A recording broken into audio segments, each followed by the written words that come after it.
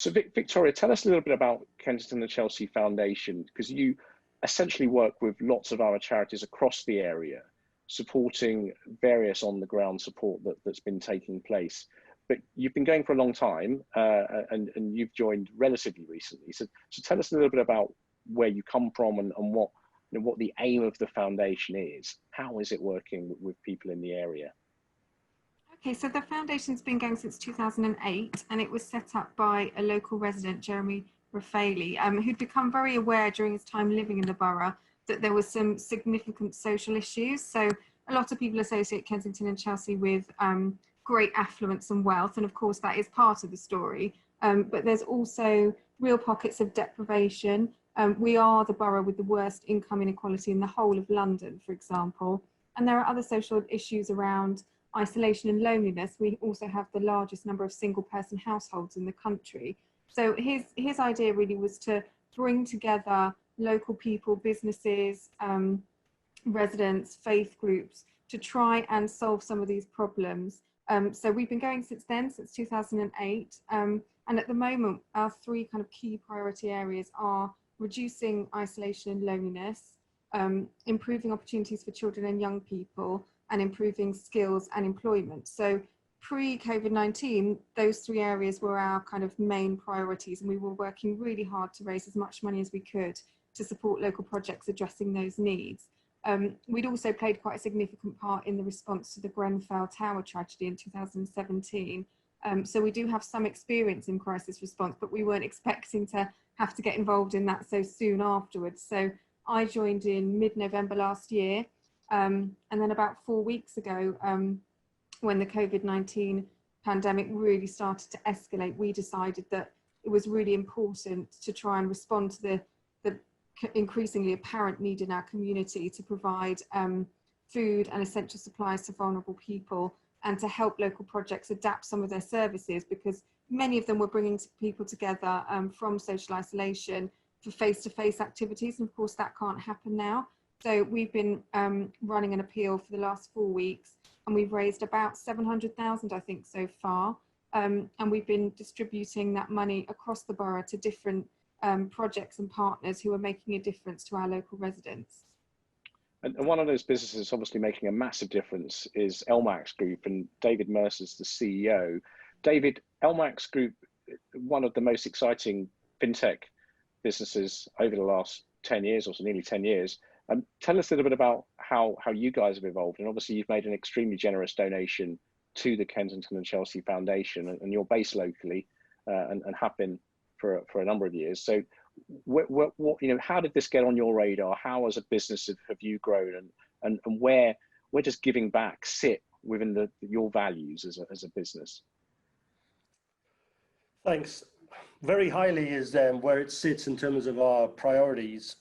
I guess we've always tried to give back. So we're squarely a fintech company. I've got offices now in 11 countries, but for the last decade, we've been located right here in W11. So, we've tried other charities that help the youth. There's no such thing as bad charity, but just when this COVID-19 appeal happened, we looked at the borough around us and realized just what Victoria said. We're looking at people who are struggling with mental health, isolation, loneliness, looking at the youth and thinking, okay, how can we help this borough? Hopefully, you can mobilize the charity cavalry. And if we all start locally and that networks out, then there should be no hunger, there should be no poverty in this borough, there should be none in this country, and probably there should be none in the world. So we were fortunate to find Victoria and the Kensington and Chelsea Foundation, and we're very pleased to be able to support it. We wish we could do more, and we will do more. And also, more importantly, I'd encourage all businesses that are located in this borough to help as much as they can and help their neighbours. And that's a really key thing, isn't it? And that this sense of helping work with organisations that almost step between the cracks of society, and many local charities and local groups that provide this kind of on the ground support have come under huge pressure, haven't they, over the last 10, 20 years. Where do you think, what advice would you give two other organisations like the Kensington Chelsea Foundation that want to get on the radar of businesses such as yours? Because there's obviously a lot of successful British fintech businesses that have emerged. How can charitable organisations get on your radar and almost make their case? Just start, I mean, Victoria knows better than me. It's smile and dial. It's using social media. Look, we've done things locally before. We help a disability sports charity every year locally. We helped out with food banks, but if I'm honest, we normally go to the big hitters, the household brands, because they've got greater budgets and greater reach. So partly we have to put some effort in as businesses, but it works two ways. So I'm lucky the corporate development team and marketing team here had a look for what was around locally, and we didn't have to look too far actually to find the Kensington Chelsea Foundation. So that's well done to Victoria and the team. And I think, look, we sit in between technology and finance, and finance sometimes gets a bad name, but there's been some significant contributions from some of the largest banks in the world and some of my biggest trading partners. So there is a willingness and there is an obligation that they feel within those organizations to help. But I think we need to filter that all the way down. I mean, for one, I've advocated a charity tax for some time. Tax is an emotive word, but call it an optional tax. It's something I'd ask, I'd be looking for Felicity and her peers to be considering. I'd tick the box right away if that was optional. I'd tick the box again if that was a corporation tax optionality. So make it easy for us. Of course, gift aid and all of those things help. So for companies, I think, especially if we're in boroughs like this, I'm not in Canary Wharf, I'm not in the City of London, I'm in W11, right in the middle of Kensington and Chelsea, and in the northern part of Kensington and Chelsea, which is less affluent. And we look around us and we need to help. And we do this in many ways. We have an apprenticeship scheme. Again, I don't know which government brought it in, but it's a useful scheme. We use that. We have local guys and girls who come and enter the apprenticeship scheme at LMAX, and I hope they can progress with us and then in the wider finance community after us. Yeah. Some really good points there.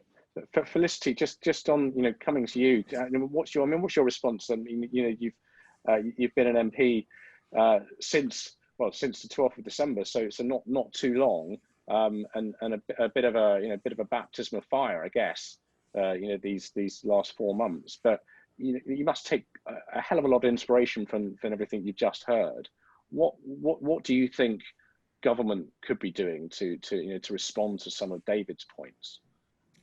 Well, first of all, I just want to say so well done to LMAX and to the Kensington and Chelsea Foundation.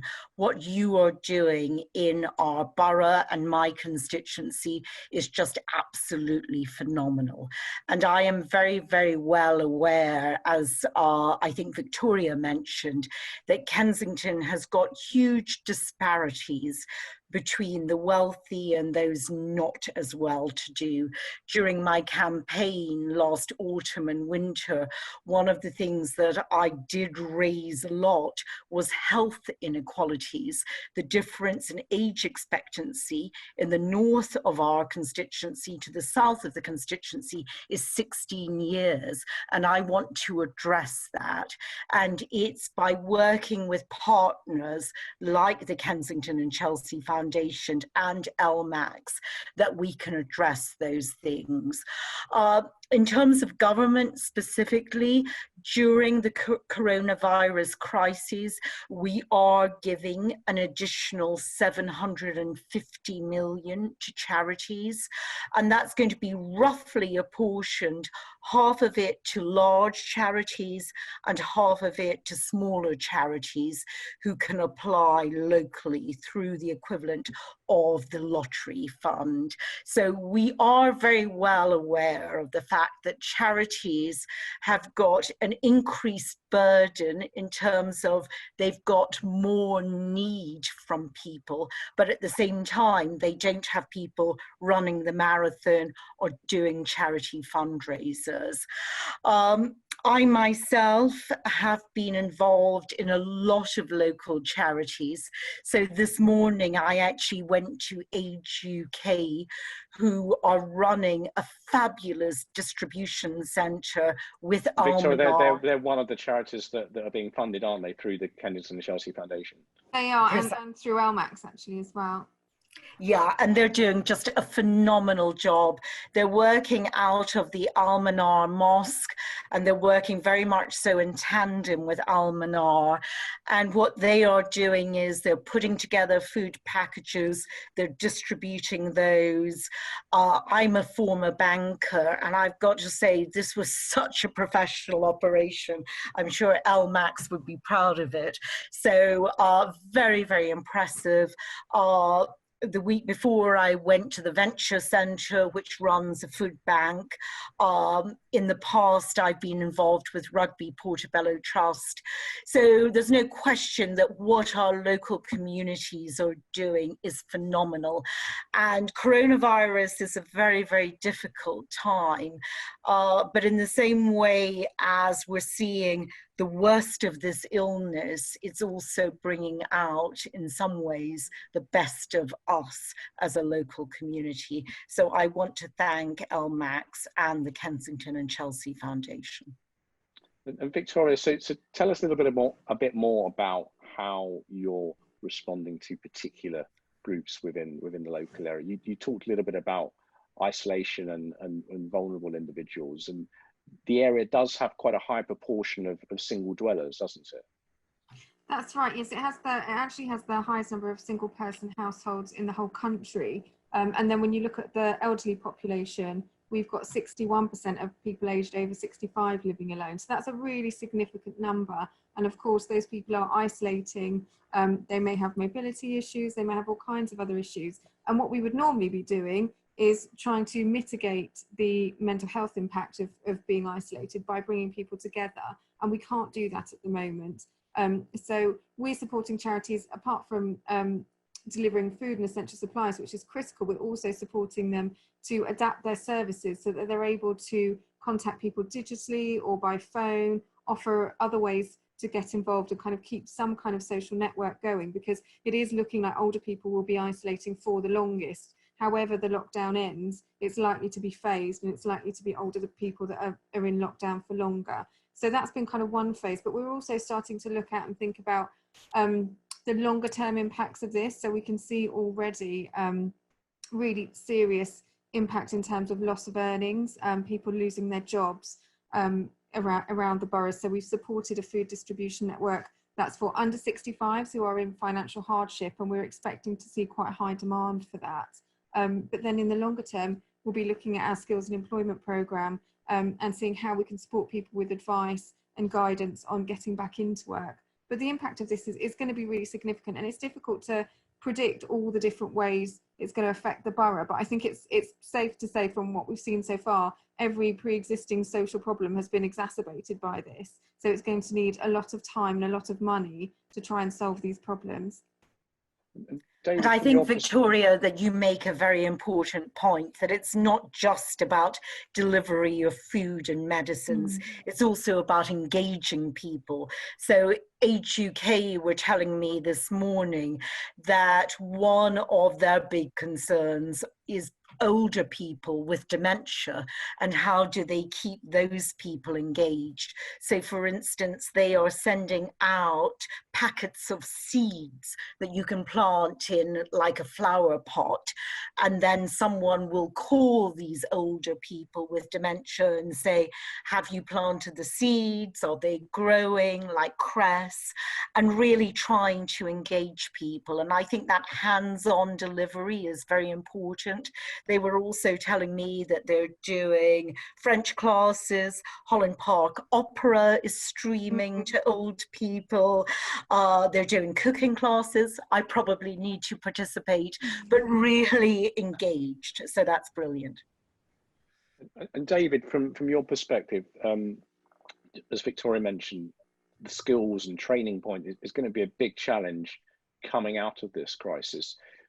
As someone that's obviously been very successful in growing a global business, what are some of the things you think policymakers could learn from the private sector in terms of re-engaging, retraining people, and really planning now for some of the job losses that we're likely to see?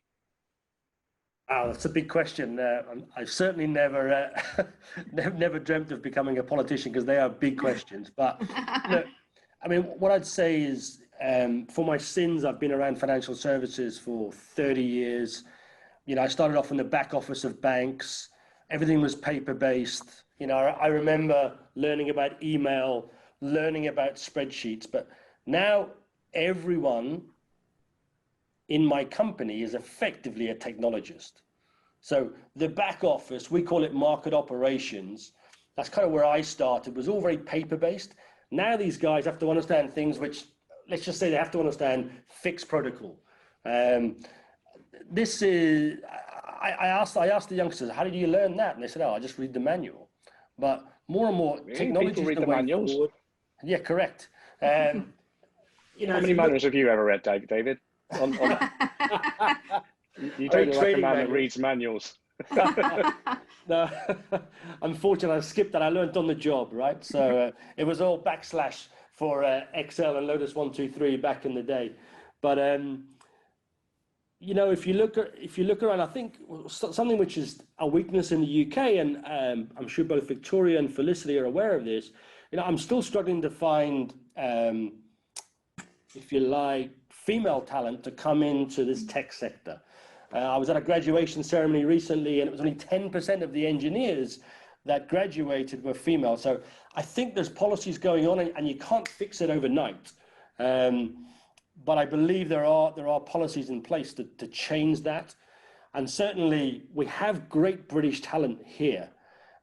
We also have a very eclectic workforce, both at LMAX and in London. I think I have over 30 nationalities working here. But wouldn't it be great if a lot of these engineers and new engineers were homegrown? Imagine if they were homegrown in Kensington Chelsea, and imagine if there was more of a mix that represented the society we live in, be that race or creed or sex for that matter. So let's start now. I think we're doing it. I see that mix now with our apprenticeship scheme. But I'd love to see more of it going forward. And, if there's any kids watching this, I doubt they'll watch this. This isn't, or listen to this. It won't be the most exciting thing for them during this lockdown. But it's, do your maths, do your science. And guess what, parents? Playing those computer games isn't so bad, right? I have a guy here working in infrastructure. I think he's about 19. But basically, he just jumped ahead of his peers and started hosting multiplayer games. And all of a sudden, I'd say he's one of our more proficient network engineers at a very young age because of how he started computer gaming. Well, David, I've got to say what you are doing with the apprenticeship scheme is phenomenal. And I agree with you that we've got to be way more creative as to how we look at business. And I do think if there's anything positive that can come out of this crisis, it is a time to readjust and reset. I'm very, very focused on the environment, for instance. And I think that we can all physically see that pollution is down in Kensington and Chelsea because we don't have as many cars on the roads. So I do think it is a time to readjust, but I completely take your point about women being empowered. I did maths and physics. I went to school in Scotland, so I didn't do A levels, but I did the equivalent, and I was very, very unusual at the time, but I didn't pursue a career in science. So I'm very much so into empowering everyone everyone. And that's not only, as you say, sex, race, it's also your socio-demographic background. And Boris Johnson actually says very, very well that talent in this country is equally distributed, but opportunity isn't necessarily equally distributed. And it's a very good point. And Victoria, in terms of the local area, that polarization between people that have had opportunities and do have opportunities and people that don't. As someone that's working on the ground with people, helping those in need, what are some of the things that we really need to consider that we haven't properly considered up until this point? I mean, I think it starts so early. Some of the issues Felicity mentioned earlier on that were important priorities for her are all interlinked. So when we talk to local schools who have very, very high numbers of children on free school meals, in fact, the one I'm thinking of has 3 times the national average, and we're talking to them about the performance of those children, that there's obviously, unsurprisingly, a correlation. Those kids do not perform well academically. And when you dig into that, there's a number of reasons. Some of it's lack of food, not being able to concentrate because they're hungry. Some of it's going back to really overcrowded accommodation. So there's no opportunity to do homework. There's no desk, there's no computer, there's no peace and quiet. And actually compounding that, in some cases, those children are expected to do childcare when they get home, look after younger children. So all those things mixed together in quite a complicated way to mean it's not as simple enough as just kind of finding a course for somebody to go on. They have to have a whole range of things working for them to enable them to make the most of opportunities. But I think opportunities for women and girls is particularly interesting. And we've been talking to the newly merged Morley College, which has got a site in North Kensington and is going through a refurbishment process, about how the courses that it will be offering at the end of that can be more balanced, to make sure that if there are tech courses and science courses, they are equally kind of balanced between young men as young women. And that's something we'd be really keen to keep working with them on. I'm on the stakeholder advisory group for that, and whether that means running women-only courses or subsidising childcare. There might be lots of different reasons why women aren't signing up to those courses, and we need to really understand what they are and make sure we remove some of those barriers. And David, from your perspective, obviously there are a heap of different issues that exist locally. What can we do? I guess, are there any other ways that the businesses, as the token businessman on this discussion, you'll just be asked all the business questions, but I'm sure that's fine. But are there other things that the business sector can do to help charities right now? Because I mean, one of the other issues we're going to have coming out of this, with no London Marathon, with no summer fetes and flower shows and all of the other things that would happen right now, raising money for charities, none of this stuff is happening. So it's not only a desperate and acute need right now to help people, but there's going to be a massive hole in the balance sheets of these charities.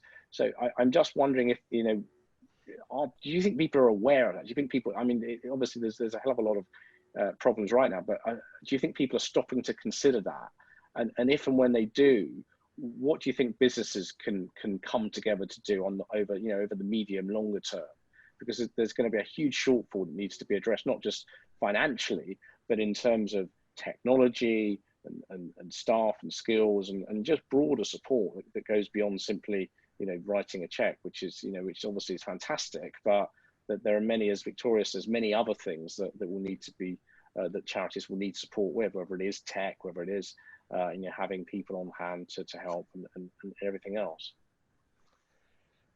Yeah, good point. And I think the timing is key. I mean, it's very popular at the moment to go out at 8 o'clock and applaud our NHS workers and carers, but we should remember that going forward. You must also remember, though, it's a very challenging time for most businesses. We're fortunate. We're part of, at LMAX Group, we're part of essential financial markets infrastructure, so we have to stay open. The government asks us to stay open. Our regulator, the FCA, asks us to stay open. We stay open. My first obligation really is to the employees and staff and families of LMAX Group You know, we have stood behind them. No one's been affected. Only 5% have to come to the office at any one time. No one uses public transport.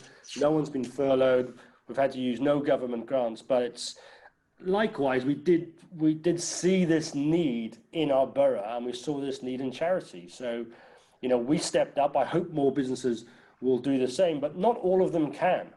So if they can't give money, they can give time. I mean, there's a lot of lawyers out there, for example, I know are giving their time pro bono. And those lawyers have clients, don't they, David, as well? Let's be honest. Say that again? Those lawyers have clients. They've all got networks, so people can use their networks. So that's it. And I mean, people reached out to me. I mentioned something we were doing with the Chelsea and Westminster Hospital and the tablets. And I have friends at big tech companies, and I know they've already done it. And I know that they've made various pledges to donate tablets and technology devices. Maybe I can work with my clients. Maybe I can work with my tech suppliers down the line to aid charities. I mean, short term, if you can write a check, write a check. If you can't write a check, do the 2.6 miles or 26 miles or whatever it takes. You know, embark on something. But let's commit to this long term, because and Felicity knows this, the government knows this, the world knows this. We're not going to get over this quickly, right? Economically, it's going to take years to get over it, and the charity sector will also take years to recover. What about something? What about the support they've given? But you know, we as a population are going to have to commit to this for longer than 3 weeks, 6 weeks, or 6 months. I mean, but what about something radical, like 0.5 percentage point onto corporation tax that goes to charities? Let's do it. I mean, honestly, I call it the NHS one. Let's go for it. I mean, you've got number one on your list if you want to raise the petition, right? LMAX Group will sign up now, right? You can add 1% to my corporation tax. I'll sign now, okay, to do that. As long as the businesses have control of where it goes, right? An approved list of charities, let's do it. And let's have an opt-in for employees. Likewise, I'm an employee as well as a business owner. I'll opt into that as well. Let's do it, and let's direct it to the people in need. Let's direct it to the localities. Let's direct it to the carers and the NHS staff. And whilst I'm there, why don't we go for it, right? If you look at the stimulus packages, there's 1.5 million people employed by the NHS. Well, okay, why don't we give them all £2,000 now, right? I'll do the maths for you. That's 300 million. That's nothing, right? That's less than 10% of the or less than 1%, sorry, of the stimulus package issue. Let's do that now, and then let's give them a long-term pay rise as well. Yeah, well, this is the thing, it's very, as you say, it's very easy to go out on a Thursday night and clap, but if we're that committed to the NHS, you know, we should be supporting them really in a day-to-day basis. Let's do it. Let's really go for it. I do think it's very interesting when you look at the new definitions of key workers. You know, it's very different to what we would have thought about 2 years ago. You know, key workers are, for instance, are bin men who are doing a fabulous job, certainly where I live in Kensington and Chelsea. So I do think that this crisis is going to make us think very, very differently, like coming out of the world wars. You know, we did go through a reassessment as to how we wanted to look as a society. And I completely agree with David that we need to be at the forefront of that. I would also like to say to David that I'm very conscious that businesses are going through a very uncertain time at the moment. If you look at stock market valuations, property valuations, so that's what makes his commitment and his donation even more powerful. And Victoria, what difference do you think it would make to charitable foundations and community groups across the country if we did something radical, like added a percentage point to corporation tax for charities, as David has just signed up to do? I think what's interesting about that is the issue of financial security. So particularly for the smaller local partners that we work with, they're hand to mouth every year. Every year you start with nothing, you write your fundraising plan, and you try and bring that money in for your work, and there's no financial security whatsoever. If something like this, what does that mean? So explain in very simple terms what that means for you, running. So in our case, for example, we're not one of those organisations that has a huge endowment that just sits there and earns us money, and we decide how to spend that and deploy that. We have to raise everything that we want to spend, and we plan that out really carefully based on what's worked in previous years, what's most cost effective. But a crisis like this makes a lot of that activity that you were budgeting for impossible to deliver. Now we're really lucky that we have some big funders, private funders, who fund our core costs, so we haven't had to furlough any of our staff. So people like Cadogan are one of those backers, aren't they? Exactly, Cadogan and Rousing Trust, and Martin's Properties, and City Bridge Trust. But most charities we're talking to have had to furlough staff, and a lot of those staff are fundraisers. So there's going to be a huge hole in those budgets later on. And simultaneously, we're hearing that post-lockdown, a lot of the charities are expecting a huge spike in need for their services. So there are lots of women in abusive households at the moment who cannot make calls to domestic violence helplines because their abuser is sitting right next to them on the sofa. So as soon as those guys are going back to work, there'll be a huge increase in need for those services. Similarly, I was talking yesterday to our partners that work on local gang crime issues, and they're saying that at the moment, the demand for recreational drugs has just completely dried up. So all the gangs are competing to supply a kind of small group of hardcore addicts, and they've got all this surplus product. As soon as lockdown's over, they're all going to try and shift that product really quickly, which means more competition and more violence. And at the same time as that's happening, you've got increased unemployment. So more young people are going to be tempted to join gangs and use gang crime as a way to make money. So all these issues are only just going to start scratching the surface when lockdown finishes, and we're thinking, oh, it's all over, this is great. No, it's not, it's just the beginning. So we're concerned about those charities having an increase in need at the same time as they have a deficit in funds. And Felicity, don't worry, I'm not going to ask you to make up tax policy on the spot. We can leave that one. I'm happy to do so, but I just don't have the power to implement leave that one to me, Andrew. Okay. Yeah. We'll give him Richie Sunak's rise. Felicity, Yeah, you could well be in it. number 11 by the end of the year. So let's preempt that. But look, on a more serious note, Victoria's obviously raised a number of extremely pertinent points there. I mean, obviously, the government is having to respond on a daily basis to all sorts of things at the minute. But as we start to think about the medium-term response, what ways do you think policymakers can engage with organisations like Kensington Chelsea Foundation to try and get some kind of grip on the myriad issues that Victoria's outlined? Well, I would say as a first thing that I think that we've got a great collaborative relationship, whether it's Kensington and Chelsea Foundation, the council, me as an MP, are amazing donors. So I think that all works very, very well. I think the most important thing actually is that as an economy, we come out of this strongly so that we have a V-shaped recovery, because it's only with a strong recovery that we actually have the tax revenue to pay for what we want to do.